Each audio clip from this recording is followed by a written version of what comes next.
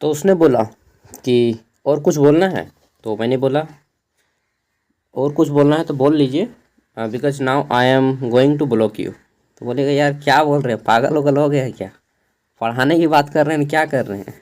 चलिए शुरू करते हैं ना। एक कोटेशन के साथ शुरू किए हमने इस स्टडी को। तो हम लोग बात करने वाले हैं हिंदी सेमेस्टर 2 में जो भी लोग सेक पेपर को एज अ हिंदी के रूप में रखा है, ठीक है। रांची यूनिवर्सिटी और नीलांबर पीताम्बर यूनिवर्सिटी दोनों यूनिवर्सिटीज़ के काम में आएगा, ठीक है। This is comparatively work for both university Ranchi and आपका नीलांबर पीताम्बर यूनिवर्सिटी। तो चलिए शुरू करते हैं हिंदी सेक पेपर 2 सेमेस्टर 2, ठीक है। सबसे पहले हम लोग इसका सिलेबस देखेंगे, क्योंकि सिलेबस ही वह चीज़ होती है जो हमें बताती है कि व्हाट टू यू डू, ठीक है। तो आपको क्या करना चाहिए। और एक चीज़ देखिए, सबसे पहले सिलेबस को देखेंगे और इम्पोर्टेंट क्वेश्चन आंसर करेंगे, ठीक है। और इसका पीडीएफ भी दिया जाएगा आपको फ्री में, ठीक है। सब कुछ फ्री में दिया जाएगा। तो मैं ये बोल रहा था कि बहुत से लोग पीडीएफ डाउनलोड के पीछे भागते हैं, जैसे ही वीडियो अपलोड नहीं हुआ कि पीडीएफ डाउनलोड करे। भाई डाउनलोड करना है मानता हूँ, पहले समझ ले, ठीक है। समझ लीजिए, ज़्यादा बेटर रहेगा। तो देखिए सेक पेपर सेमेस्टर 2, इसमें आपको जो पढ़ना है समाचार संकलन और लेखन के बारे में पढ़ना है। समाचार संकलन और लेखन। जब भी हम लोग समाचार सुनते हैं तो हमें लगता है कि न्यूज़पेपर, हमारे माइंड में वही आ जाता है, मीडिया न्यूज़ चैनल यही सब आता है ना। समाचार के बारे में सुनते हैं तो बिल्कुल वही सब चीज़ें आपको पढ़नी है। आपका एग्ज़ाम 75 मार्क्स का होगा, ठीक है। देखिए इसमें क्या क्या पढ़ना है, तो हम लोग लास्ट से शुरू करते हैं। यूनिट 4, इसमें पढ़ना है आपको रिपोर्टिंग के बारे में। रिपोर्टिंग क्या है, कला है या विज्ञान है, विश्लेषण करना है, ठीक है। और इस रिपोर्टिंग की भाषा शैली कैसी होती है ये भी जानना है। नेक्स्ट यूनिट 3, इसमें आपको जानना है इलेक्ट्रॉनिक माध्यमों से प्राप्त समाचारों का पुनर्लेखन। इसमें आपको फिर जानना है लीड क्या होता है, ठीक है। समाचार लेखन में लीड क्या होता है, पत्रकारिता में लीड क्या होता है, शीर्षक का क्या इम्पोर्टेंस रहता है, ये जानना है आपको, ठीक है।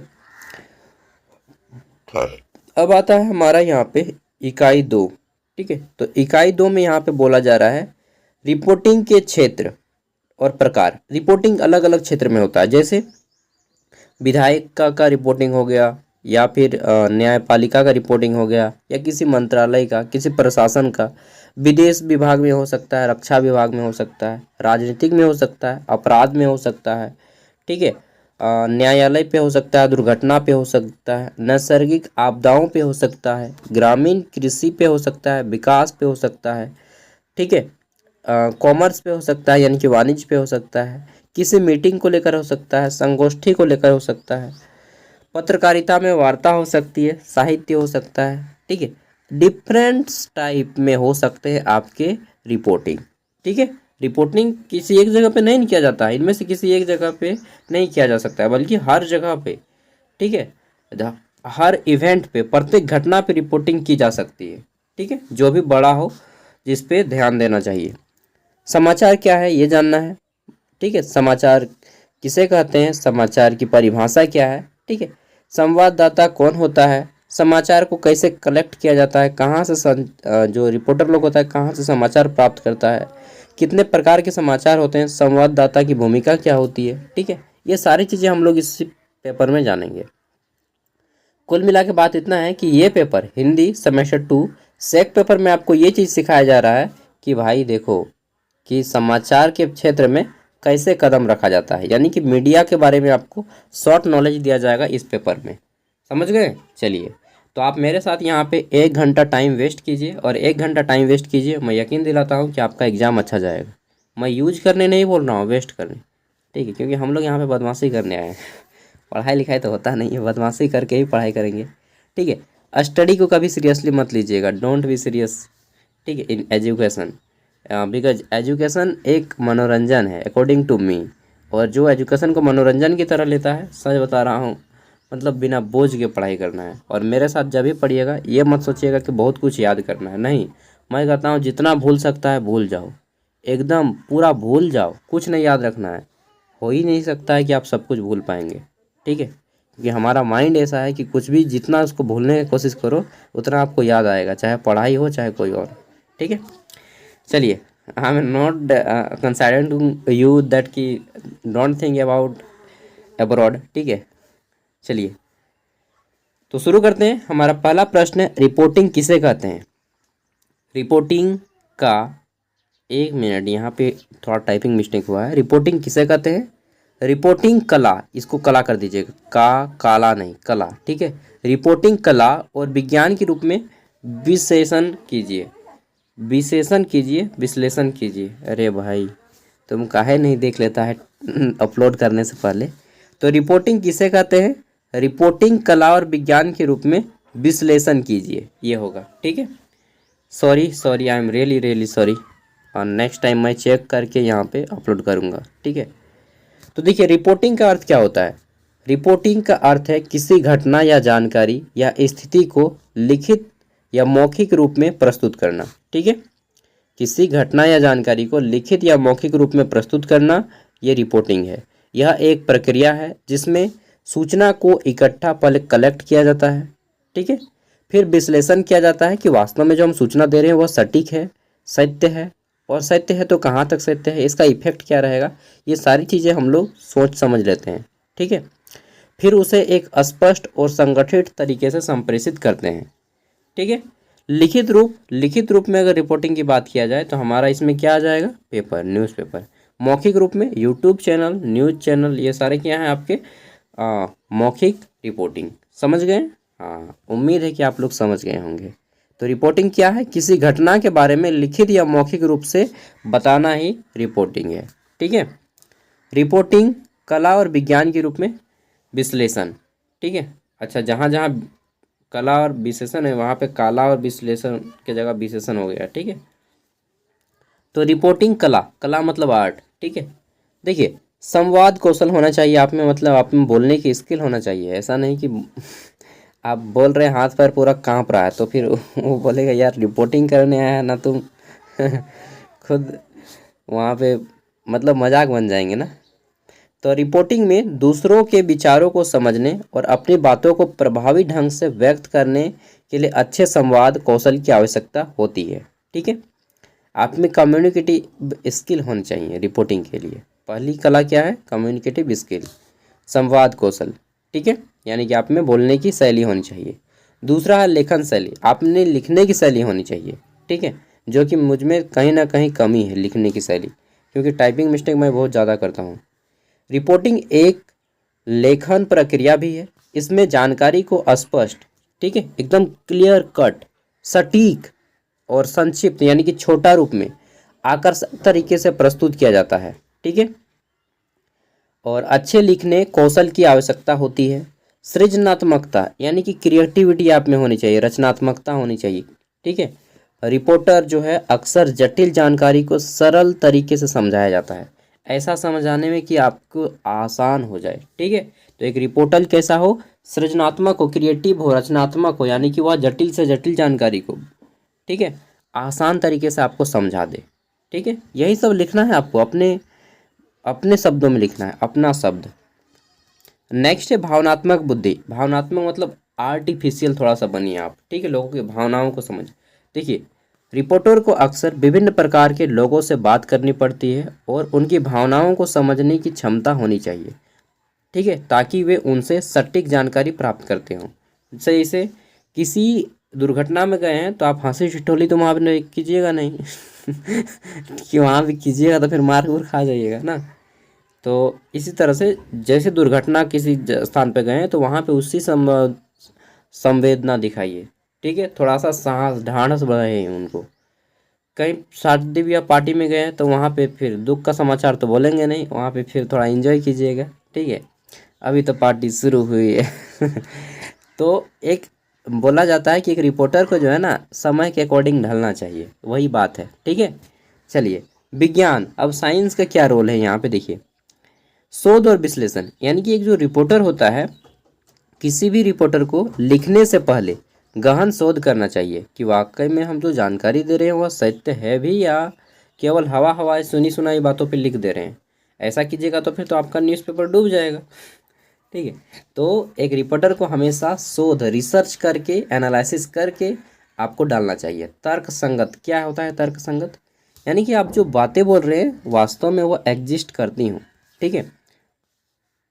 तो एक रिपोर्टर में तर्क संगतता यानी कि आपको प्रमाण, ठीक है, हम लोग बोलते हैं ना एविडेंस दे के बात कीजिए। विज्ञान हमेशा एविडेंस को मानती है, ठीक है। तो एक रिपोर्टर को हमेशा प्रमाण आधारित दृष्टिकोण की आवश्यकता होती है। रिपोर्टर को अपने निष्कर्षों को ठोस सबूत का समर्थन करना चाहिए, ठीक है। जो भी आप बातें बोल रहे हैं उसके पीछे आपके पास एविडेंस होना चाहिए, प्रमाण होना चाहिए, सबूत होना चाहिए, गवाह होनी चाहिए, ठीक है। वस्तुनिष्ठता यानी कि ऑब्जेक्टिव, ठीक है। रिपोर्टर को अपने राय को बिना किसी पक्षपात के प्रस्तुत करना चाहिए, ठीक है। ना किसी मंत्री के, ना किसी पार्टी के, किसी के भी पक्ष में नहीं, बिल्कुल तटस्थ होना चाहिए। ना हम इधर होके बोलेंगे, ना हम इधर होके बोलेंगे, हम बीच में रह के बोलेंगे, यही होता है रिपोर्टर, ठीक है। समझ गए ना कि जो चीज़ सही है वो बताएंगे, हाँ, लेकिन कोई गलत कर रहा है तो डेफिनेटली उसको बोलेंगे।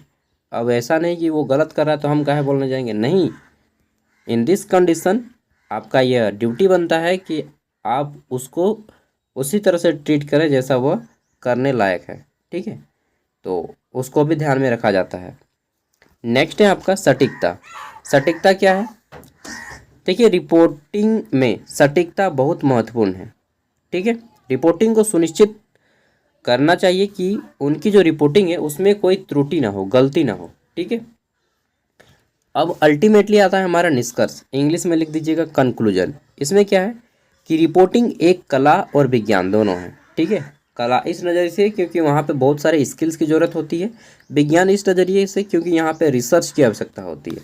तो रिपोर्टिंग एक कला और विज्ञान दोनों है। रिपोर्टर को अपने विचारों को प्रभावी ढंग से व्यक्त करने के लिए, संवाद तरीके अच्छे से बोलने के लिए, अच्छे से लिखने के लिए, लोगों की भावनाओं को समझने के लिए, उसको शोध करने के लिए, प्रमाण देने की, इन सभी की आवश्यकता होती है और वैज्ञानिक दृष्टिकोण की आवश्यकता होती है, ठीक है। इतना लिख दीजिएगा अगर आपको ये प्रश्न आएगा। अब बोलिएगा यार प्रश्न तो हमने भूल ही गया वो क्वेश्चन गाना सुने ना, सॉल्यूशन जो लगा ढूंढने तो क्वेश्चन क्या था हम पता नहीं, ठीक है। All is well.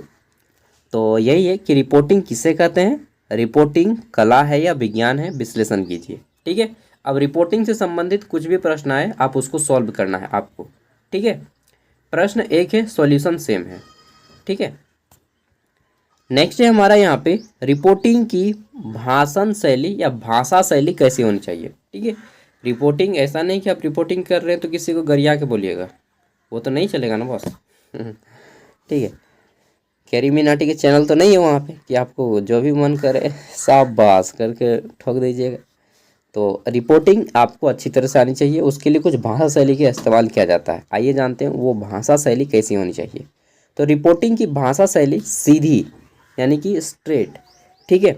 सरल यानी कि सहज होना चाहिए जिससे लोगों को समझने में आसानी हो। इसका मुख्य उद्देश्य किसी जानकारी को स्पष्ट आसानी से लोगों तक पहुंचाना, ठीक है, न कि भाषा ज्ञान का प्रदर्शन करना। अब इतना कठिन भाषा का भी प्रयोग ना करना कि आदमी समझ ही ना पाए कि आप क्या बोलना चाह रहे हैं, ठीक है। जैसे हम बोलेंगे कि तत्पश्चात उन्होंने यह व्याख्या किया कि तदुपरांत और निष्कर्ष निकाला गया, फिर अंततः यह निष्कर्ष निकला कि अंत लोग जो उपस्थित थे वो सभी की अनुमति पूर्वाग्रह रूप से ग्रसित की गई। आप बोलिएगा क्या बोल रहे हैं, कुछ समझ में नहीं आ रहा क्योंकि इतना टफ हिंदी का प्रयोग कर रहे हैं हम, ठीक है पूर्वाग्रह समझ रहे हैं, नहीं समझ पा रहे होंगे प्रेजुडिस क्या होता है।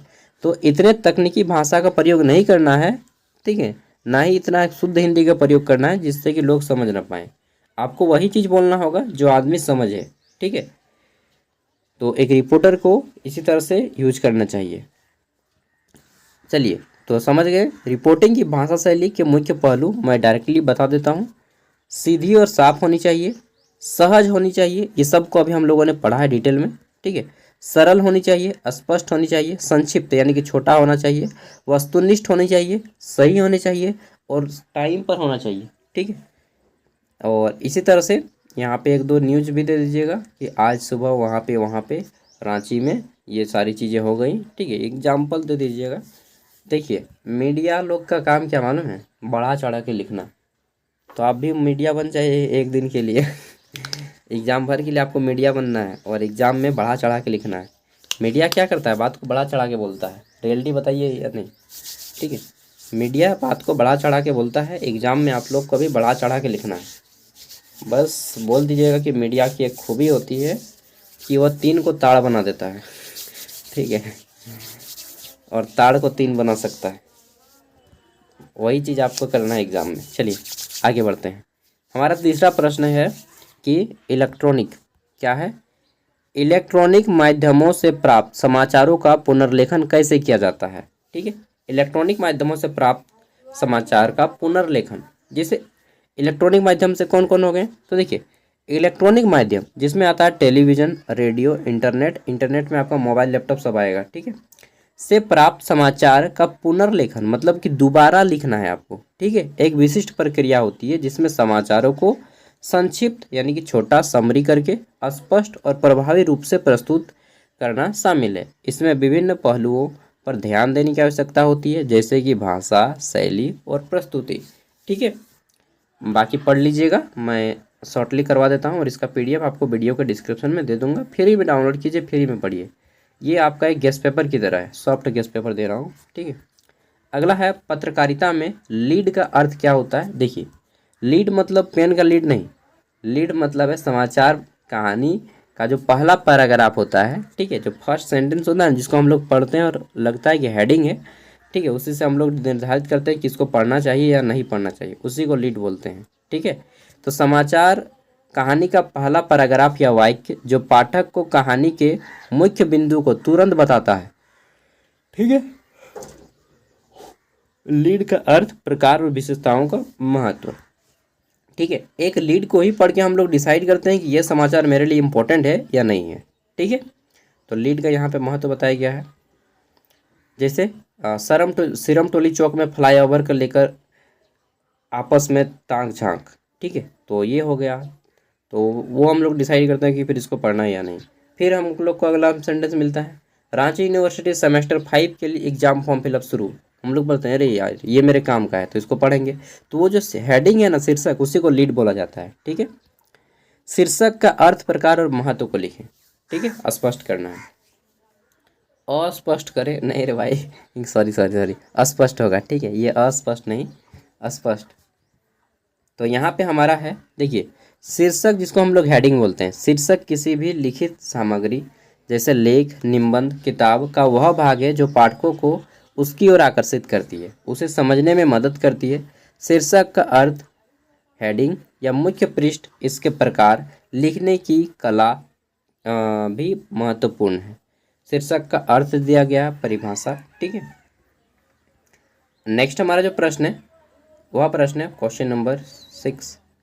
आ गए हम लोग ना, 5 करें जी, नहीं 5 पे था ना ये शीर्षक का अर्थ। हाँ टोटल मात्र 8 को क्वेश्चन है। यूं ही 1 घंटा अगर आप इसको पढ़िएगा अच्छे से तो पार लग जाएगा, ठीक है। रिपोर्टिंग के क्षेत्र और प्रकार को लिखें। रिपोर्टिंग किसे कहते हैं, ठीक है, और इसका प्रकार, कितने प्रकार के रिपोर्टिंग होते हैं। देखिए यहाँ पे कुछ इंपॉर्टेंट चीज़ें हैं वो मैं आपको बता देता हूँ। रिपोर्टिंग के बारे में तो अभी हम लोग बहुत कुछ पढ़ लिए हैं, यहाँ पे और एक चीज़ इंपॉर्टेंट है, पढ़ लीजिए। अच्छा इसमें नहीं है, नेक्स्ट वाले में समाचार की अवधारणा और बुनियादी तत्वों को लिखें। यहाँ पे थोड़ा सा डिफरेंट है और वो आपको जानना भी जरूरी है। इंग्लिश में है थोड़ा सा हिंदी में है।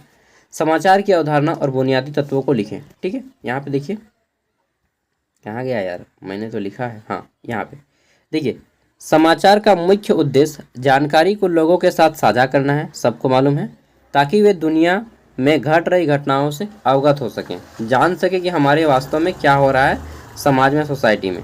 समाचार के ये तत्व कुछ हैं जो कि इम्पोर्टेंट है। हु मतलब क्या, हु मतलब कौन, ठीक है। घटना में शामिल कौन कौन से लोग हैं, हु मतलब इंग्लिश में होता है कौन।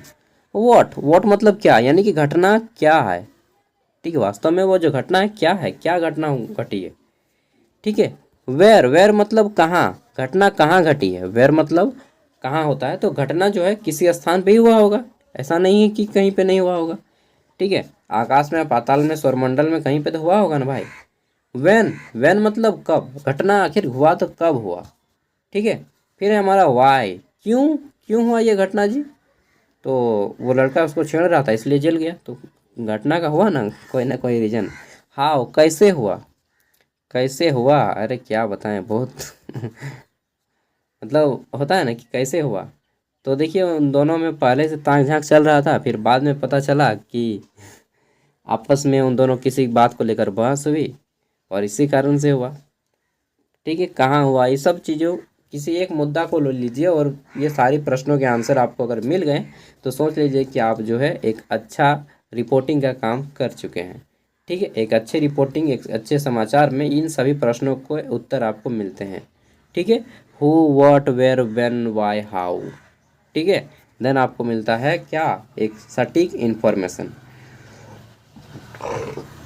नेक्स्ट है आपका अंतिम प्रश्न, इसमें है आपका संवाददाता या रिपोर्टर किसे कहते हैं, इनकी अखबार में क्या भूमिका होती है। संवाददाता या रिपोर्टर किसे कहते हैं और अखबार में संवाददाता की क्या भूमिका होती है, यह बताना है। ठीक है, देखिए संवाददाता बोलिए चाहे रिपोर्टर बोलिए, आम आदमी रिपोर्टर के नाम से जानता है, संवाददाता तो नहीं बोल पाते हैं ना? तो बस ये है पेपर आपका एंड सिलेबस है दोनों का। मैं पीडीएफ वीडियो का डिस्क्रिप्शन में दे रहा हूँ, 26 पेज का पीडीएफ है। 1 घंटा 1.5 घंटा पढ़िए, आराम से एग्ज़ाम देने जाइए, माइंड फ्रेश होकर एग्ज़ाम दीजिए। ठीक है, चलिए मिलते हैं नेक्स्ट वीडियो में। और आपका माइंडर पेपर क्या है वो बता दीजिएगा, उसी तरह से हम आपको जल्दी जल्दी वीडियो डालेंगे। Okay, bye.